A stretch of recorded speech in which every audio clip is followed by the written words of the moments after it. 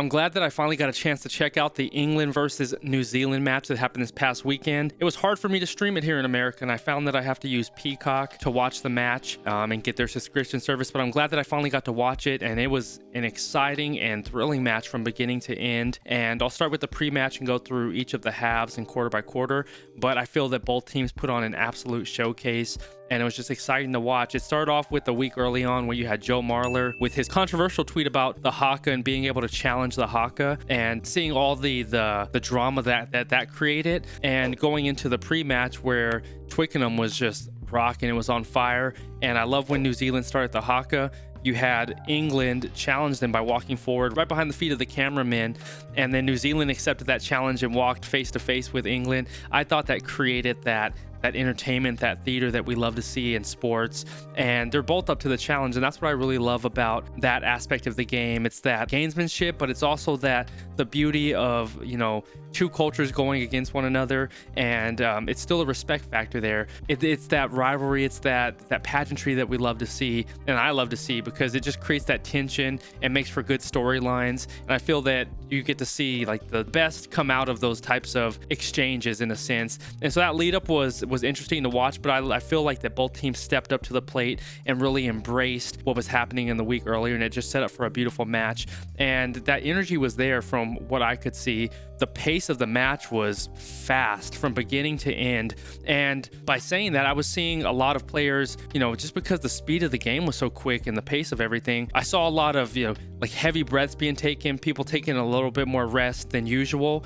And I think that's what goes into not just from a physical drain, it goes to an emotional drain because of the lead up that happens the week before. So there's a lot of emotion on the line, and in tune with the game and the physicality that's taking place. And early on in the match, Cody Taylor went down with an HIA, so I hope that he's feeling better. I haven't seen any reports on that, as I just saw the game today, which is Tuesday, and I'm gonna do some more research and see how he's doing, but I hope he does well, or I hope he's feeling better, and sending him best wishes. And it was a physical game because Rico Ioane, he went out, he had a hand injury where his hand was just bleeding. He came out for a little bit. Anton Leonard Brown came in for him for a while, but just the physicality of this match was on point, and I just really loved how each team put it on the line. Some players that I just absolutely love. Wallace Satiti, that man is absolutely incredible, just making magic happen. Mark Talia, what an absolute masterclass that he put on today. Huge solo efforts, 2 amazing tries, and that solo effort at the end to get that final try to win the game, or even to knot it up, and then DMAC converts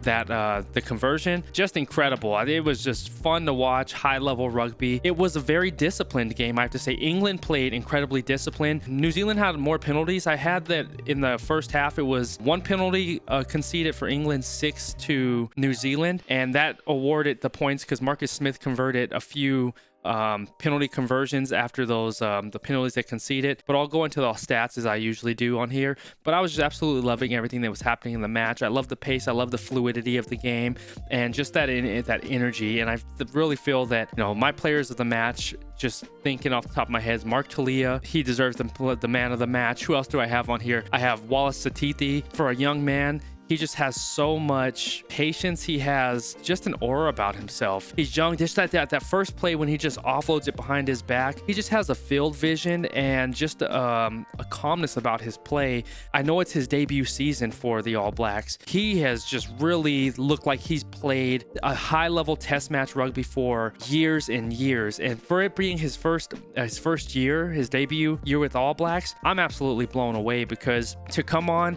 and just look so calm under pressure, to have that generalship, that ability to make the plays that he's making, he's absolutely exceptional to watch. And from the England side, I had Marcus Smith being a player of the game for me, and Feo Waboso. I really love the way both of these men play. Feo Waboso, I love his ability. He's able to find lines with not a lot of space. His ability to make plays happen in small areas is absolutely fun to watch. And I think both teams played an exceptional match. It could have gone either way. And it's one of those situations. It came down to George Ford missed that penalty conversion from the right side, and then he missed that drop goal at the end, which was, it's tough to see when you get put in those situations. And I don't think the blame or anything falls on him. Those are just two tough plays, man. That one where that penalty kick just bounces off the post, the All Blacks knock it on, and it's just interesting to see how it all played out. But I feel like New Zealand held up, and then they were able to charge down George Ford, where he didn't get that time that he needed to have an efficient and successful drop goal attempt, and where it just floated off to the right of the post, and that was the match. But I absolutely love every bit of it. I feel like both sides were incredibly aggressive coming out with the cross kicks early on. So we had the beginnings of the match. Marcus Smith tries to attempt a cross kick, and I really liked seeing that they were taking chances early on. And then following that, the Marcus Smith cross kick, we had Bowden Barrett attempting a cross kick as well.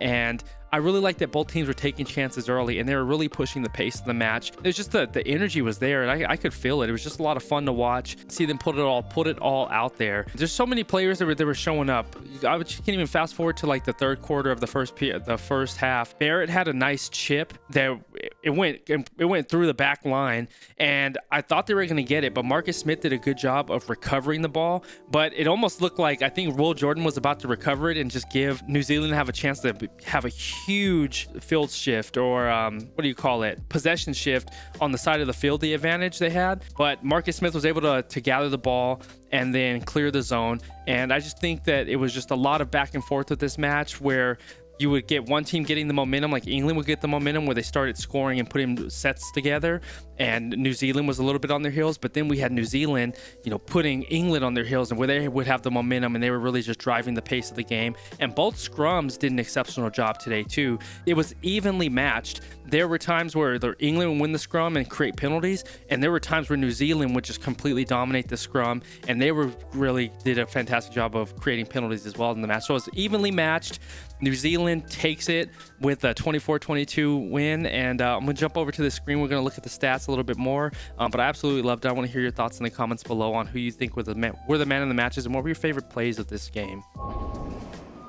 So we have the final score, 22-24. New Zealand wins it full time. Twickenham was absolutely rocking. I'm happy to see this is my first autumn series that I get to watch, and finding the scheduling times here in America was a little bit different. I usually use like Flow Rugby to watch the games, but since NBC has the broadcasting rights, I have to go through Peacock now. So that's just a little heads up if you're watching it from outside of these countries and you're in America and want to check these matches out. But looking at that flow chart, we had Marcus Smith with the first goal of the first few points of the game.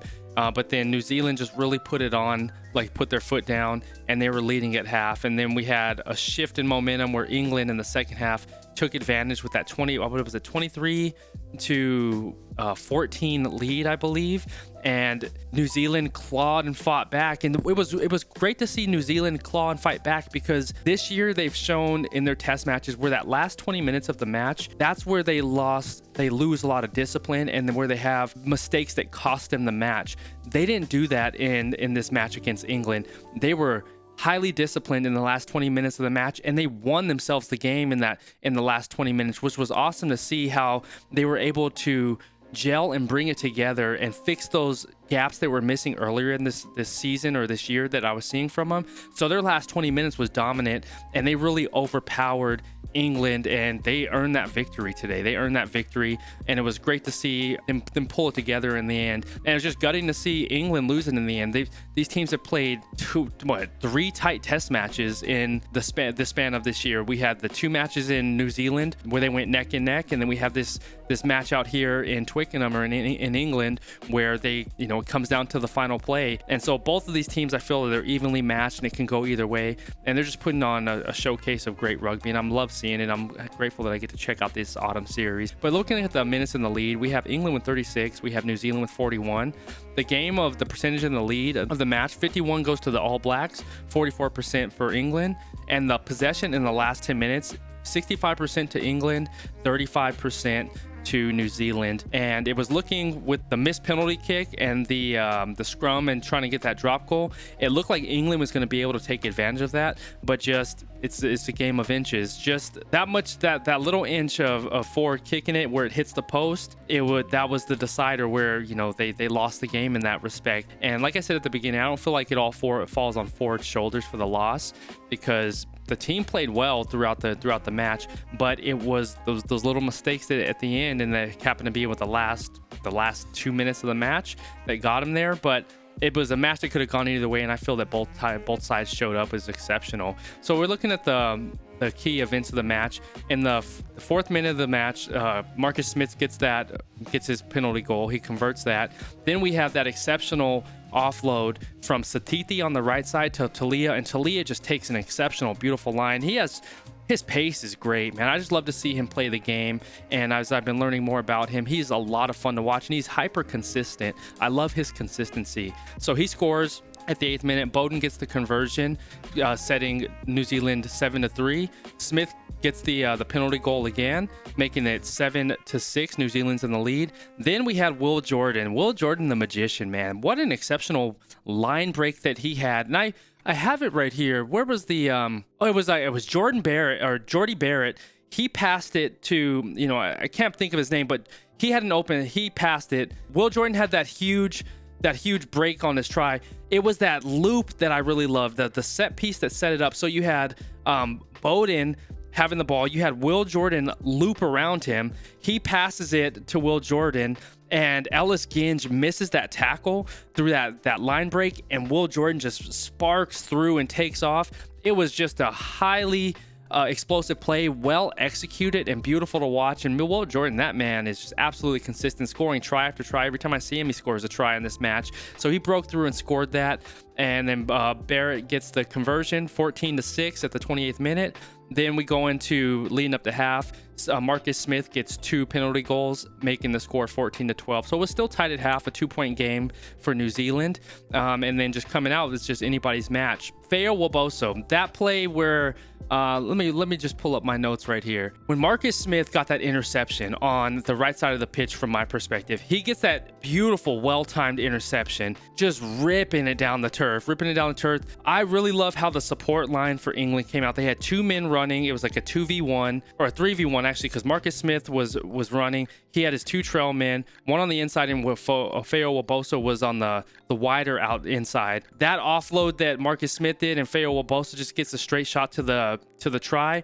Absolutely beautiful execution, but the interception by Marcus Smith was a high IQ and well-timed play, and it was gorgeous to watch. And I really love seeing them get after it. They're a fun combination to see play together. I can tell they have a good cohesion, and it looks like England's starting to get things together as a squad too. They're fun to watch as they get it going. I'm just really as I get to the next part of looking at like the before the full time in that last 20 minutes, it was fun to see New Zealand put it together in this last 20 minutes, because that has been their fall off in the matches that I've seen them this year. And so it was nice to see them pull it together, even though they Anton Leonard-Brown got that, almost like, I think, a red card. It was 2 yellow cards, one for that was a head-to-head contact, and the other for an off the ball tackle. That was maybe the only lapse in I don't know, I would say lapse in judgment. It was the head-to-head contact was tough because both men were low going for the tackle. So I think it was one of those high collision plays that happened at full speed. But the off the ball tackle, it happened several times during the match, and that's why he was given the yellow card. And that could have been the play that shot him in the foot, but luckily for New Zealand, it didn't at that point. So we have Feo Waboso scoring. Smith gets the conversion. Smith comes in and gets the penalty goal, setting the score at the 59th minute, 22-14. And then we had D-Mac come in. What I appreciate about Damian McKenzie, not only the penalty goal that he gets here at the 66th minute, but his his conversion at the 76th minute. Talia with exceptional solo effort on the outside. I think 3 or 4 men that he makes a move on. He sets the pace, he sets the edge, he takes off, gets off of one tackle, and then just scores the try. Incredible solo effort by Mark Talia, setting up the tie in the match. But Damian McKenzie, when he kicked from that angle to get that conversion, for him to hit that was absolute nails. That was just like cold-blooded, like ice through the veins kick to take the lead.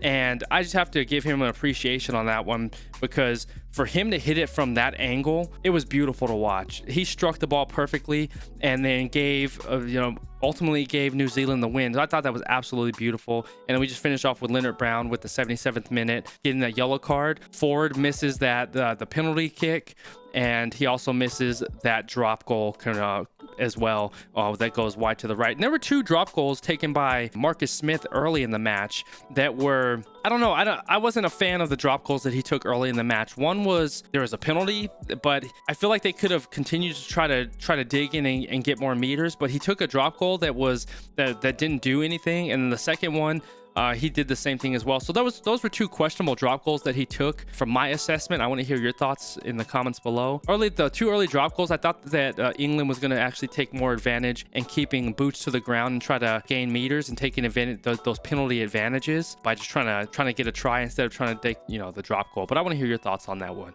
Looking at the 22-meter entry, we have 2.1 to 3 average points scored. So New Zealand wins in that category. 6 entries for England, 7 entries for New Zealand. Looking at the attacking profile, all the categories are won by New Zealand except for the kicks. So 22-meter entry, 7 to 6 go to New Zealand. 22-meter conversions, 3 to 2.17 New Zealand. Line breaks, 8 to 5. Carries, 143 carries compared to 85. New Zealand takes that category. Total kicks, 33 for England, 30 for New Zealand. And post contact meters, 279 for New Zealand and 182 for England. And it was a physical match as well. A player that I highlighted, my first time really seeing him and getting acquainted was Chandler Cunningham South from England. His tackling ability and his timing was exceptional. He had a beautiful, a huge impact tackle where I saw he started celebrating. But the tackle that I really loved from him was it was like a high ball, like it was a long chip or a long kick. And the way he allowed, I believe it was Bowden Barrett, to field the ball and time it to get an amazing tackle to give England good field advantage. I thought he did an exceptional job on timing and chasing down the ball. Chandler Cunningham South was somebody that he just popped onto my radar today. And I think that Itoje did an awesome job as well. He had a beautiful offload dispenser, which was cool to see, like a big man playing that game. And there's just a lot of high level rugby that I saw in this match, and it was a lot of fun to watch. Looking at the different defensive profile, all but 2 of the categories go to England. So dominant tackles, 11 to 8 England. 179 tackles made to 101 for England takes that category. 24 to 14 for England. Turnovers 1, 6 to 5, and they were scrappy. Both teams were scrapping on the turnover side of the game. They were just putting their head in there and winning the ball. And New Zealand did a great job creating turnovers. There were a lot of just like plays that were just ripping the ball out, turning the tide in a sense. It was just such an evenly matched game. It was a lot of fun. The tackle turnovers, 3 to 3. Tackle offloads allowed, 23 to 5. And I want to learn more about this tackle offloads allowed stat and sort of get a better understanding of that one. I think just both teams on the physicality standpoint were on point. Both scrums were looking really, really tough today. I think it was evenly matched for the most part. Looking at the ruck speed, the 0-3 second range, 40% for New Zealand, 28 to England, 47% to 40% for the 3 to 6 seconds, and 30% to 12% for the 6+ second range.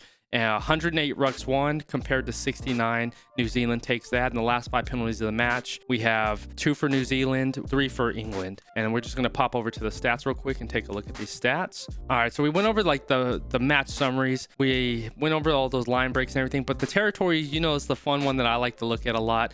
53% of the territory was won by England compared to the 47% by New Zealand. So it goes from starting from the left to the right, 12%, 35%, 18%, and 35% going that way. And the possession for England, it goes 11, 28, 40, 21. So England was sort of living in that the 50-meter entry for New Zealand, and they didn't really get a lot of chances in the 21 what do we call it, in their 22-meter entry line, but they had huge line breaks to get them to those tries. But I feel that New Zealand was doing an exceptional job digging their heels in and protecting their goal. And so that's why even just watching the match, it makes sense why there was such a high percentage of the 50-meter entry, because New Zealand did not let them play in their 22-meter entry or even in their 5-meter entry at all. And so they did a good job shutting that down.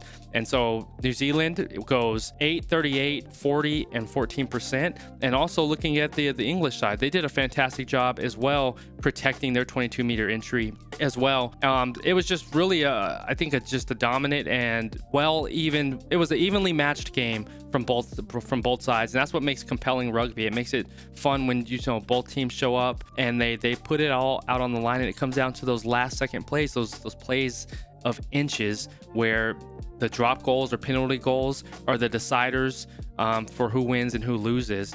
57% possession within for New Zealand. Hold on, that was a little bit different from the total territory. So if we're looking at the possession total, it shows 57% for New Zealand, 43 for England. That's why I scrolled up, because the territory total was different than this one. But in the last 10 minutes, 65% to England, 35% to New Zealand. And that's when England was pressuring and trying to get the final win. So looking at the set plays, 10 scrums for England compared to 6 for New Zealand. The scrum win percentage, 100% for New Zealand, 90 for England. Lineouts won 15 to 12. All Blacks take that. Lineout percentage win, 100% for England, 80 for New Zealand.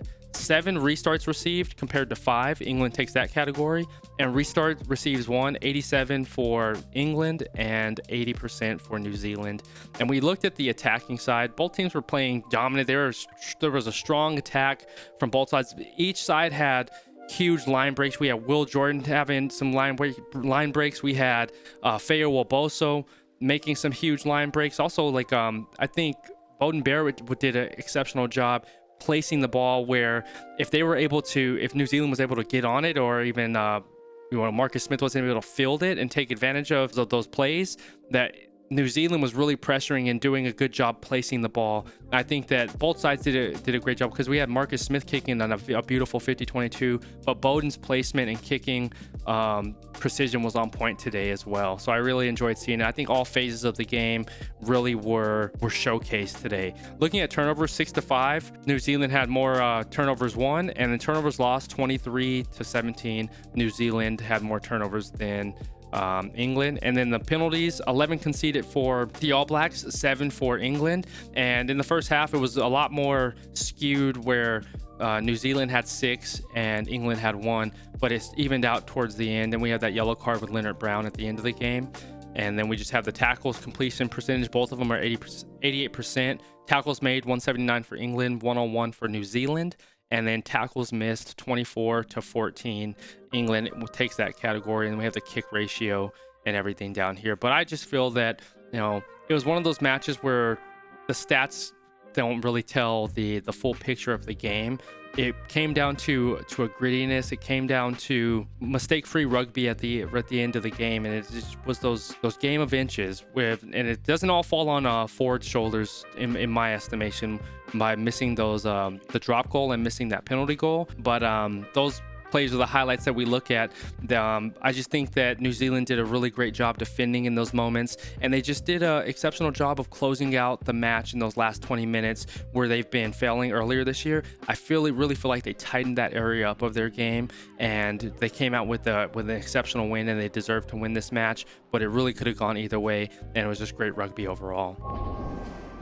I want to hear your thoughts in the comments below, crew. Let me know if I missed anything. And I'm just really excited to check out these next following weeks of these matches. Now that I know how to stream them and watch them here in America, that was the biggest pain point that I had this weekend. And so I was making sure not to check any of the stat lines, just so I could enjoy the game and then get up to date. But I appreciate you all checking out this video, all your support throughout this year, and helping me learn this game of rugby and get acquainted with all these incredible nations, players, and just this beautiful sport. And I just thank you just for connecting with me as always. And I hope that you enjoyed this video, and looking forward to making more. If you want to see any more like this, let me know in the comments below. I'm excited to see how this weekend turns out. I know there's a huge test match. I believe Ireland and New Zealand is this weekend. So I'm excited to check that one out and see how that goes. It's going to be exceptional. generational, two titans going at it. And it's just been an incredible, fun year of rugby, and I'm grateful for you. And I'd love to hear your thoughts in the comments below, and we'll chop it up some more, crew. But that'll do it for this video. I love you. I appreciate you. Always stay laser focused on your dreams and your vision, and remember that you're in control. We'll catch you on the next one, all right? Oh, in our description below, drop into our Discord,